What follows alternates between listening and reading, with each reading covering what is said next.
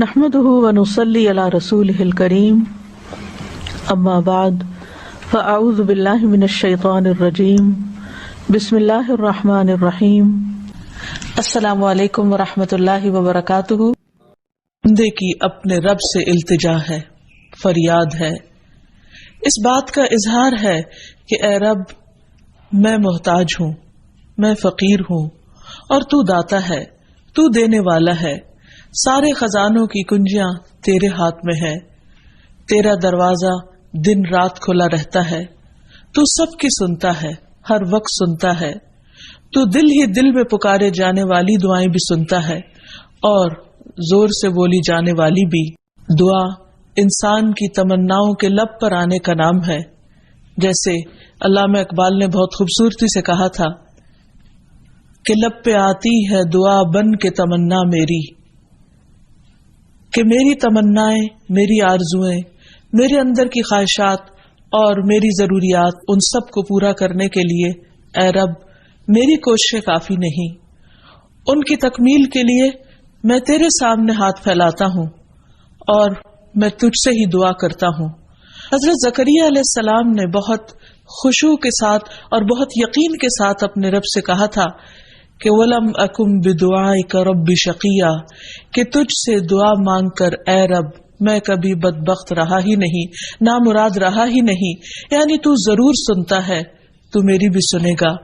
اسی وجہ سے ہم دیکھتے ہیں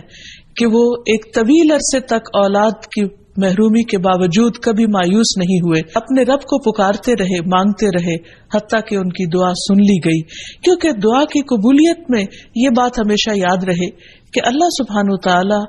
اپنی خاص حکمت کے تحت یہ جانتا ہے کہ کس بندے کو کب کیا چیز عطا کی جانی چاہیے۔ تو آئیے ابتدا میں ہم دیکھتے ہیں کہ دعا مانگتے کیسے ہیں، دعا کا ادب کیا ہے، سلیقہ کیا ہے، کیونکہ یہ ایک انتہائی کمزور اور عاجز انسان کے الفاظ اس کے عظیم رب کی بارگاہ میں اٹھتے ہیں، تو پھر یہ کیسے ہونے چاہیے تاکہ دعائیں قبول ہو جائیں۔ تو اس سلسلے میں سب سے پہلی بات تو یہ ہے کہ انسان کو دعا مانگتے وقت پوری توجہ اور پورے خشوع اور خضوع کا مظاہرہ کرنا چاہیے، کیونکہ اللہ سبحانہ تعالی غافل دل کی دعا نہیں سنتا۔ دعا مانگنے کے ادب میں سب سے پہلا ادب، سلیقہ اور کرینہ یہ ہے کہ انسان پورے اخلاص کے ساتھ، پوری توجہ کے ساتھ، شوق اور محبت کے ساتھ اپنے رب سے مانگے، پورے یقین کے ساتھ کہ اس کا رب اس کی دعا ضرور سنے گا۔ قرآن مجید میں اللہ تعالیٰ فرماتے ہیں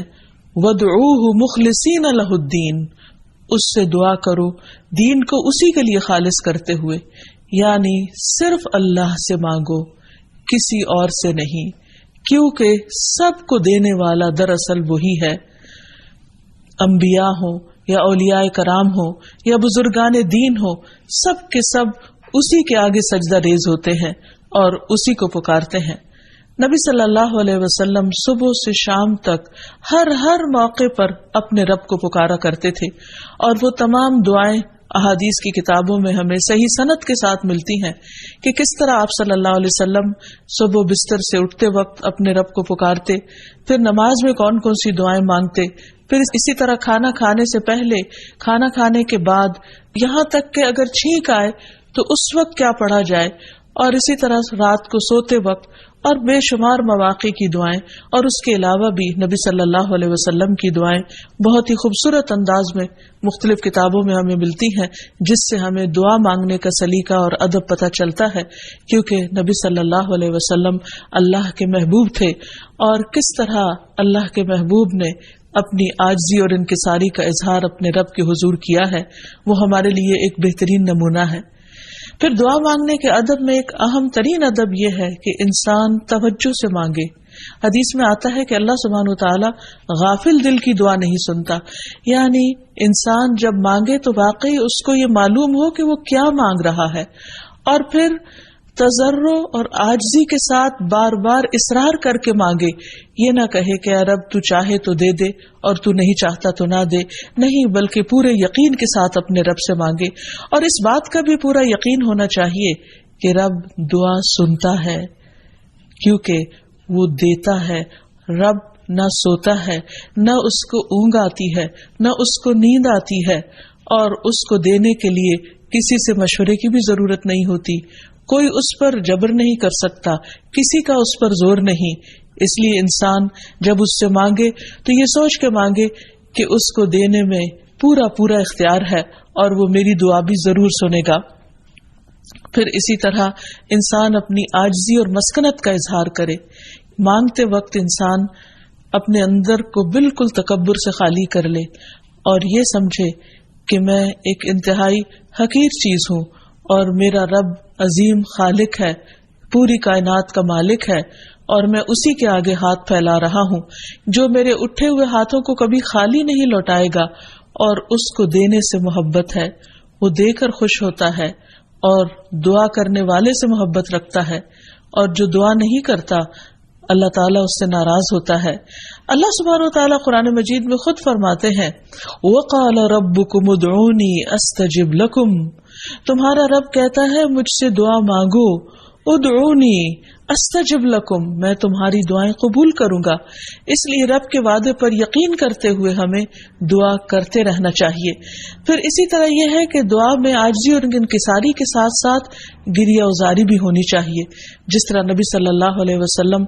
بدر کے موقع پر اللہ سبحانہ وتعالیٰ کے حضور آہوزاری کے ساتھ دعائیں کر رہے تھے. اس سلسلے میں روایت میں آتا ہے کہ نبی صلی اللہ علیہ وسلم قبلہ رخ ہو کر گڑ گڑا کے دعا کر رہے تھے کہ اے اللہ میرے لیے اپنے کیے ہوئے وعدے کو پورا فرما، اے اللہ اپنے وعدے کے مطابق عطا فرما، اے اللہ اگر اہل اسلام کی یہ جماعت ہلاک ہو گئی تو زمین پر تیری عبادت نہ کی جائے گی. اور پھر اس قدر عاجزی و زاری تھی کہ حضرت ابوبکر صدیق رضی اللہ تعالیٰ عنہ نے جب آپ کو دیکھا تو پیچھے سے آ کر آپ سے چمٹ گئے اور کہنے لگے اے اللہ کے نبی اب بہت کافی ہو چکا، آپ نے اپنے رب سے بہت کچھ مانگ لیا، اللہ تعالیٰ آپ سے کیے ہوئے وعدے کو ضرور پورا کرے گا. پھر اسی طرح یہ ہے کہ انسان دعا میں تکرار کرے، یہ نہ ہو کہ ایک بار مانگے، دو بار مانگے اور اس کے بعد تھک کر بیٹھ جائے اور یہ کہے کہ میری دعا تو سنی نہیں جاتی، اس لیے دعا مانگنے کا فائدہ نہیں. ہم دیکھتے ہیں کہ کس طرح انبیاء علیہ السلام مسلسل دعائیں مانگتے رہے، اصرار کے ساتھ مانگتے رہے. اس سلسلے میں ہمیں رسول اللہ صلی اللہ علیہ وسلم کی ایک حدیث سے بھی پتہ چلتا ہے کہ جب اصرار کے ساتھ اور تکرار کے ساتھ انسان دعا کرتا ہے تو اس کا کیا فائدہ ہوتا ہے. آپ صلی اللہ علیہ وسلم نے فرمایا جس شخص نے 3 مرتبہ اللہ تعالیٰ سے جنت مانگی، جنت اس کے لیے دعا کرنے لگتی ہے کہ اے اللہ اسے جنت میں داخل کر دے. اور جو شخص 3 مرتبہ دوزخ سے پناہ مانگے تو دوزخ اس کے لیے دعا کرنے لگتی ہے کہ یا رب اس شخص کو دوزخ سے پناہ دے.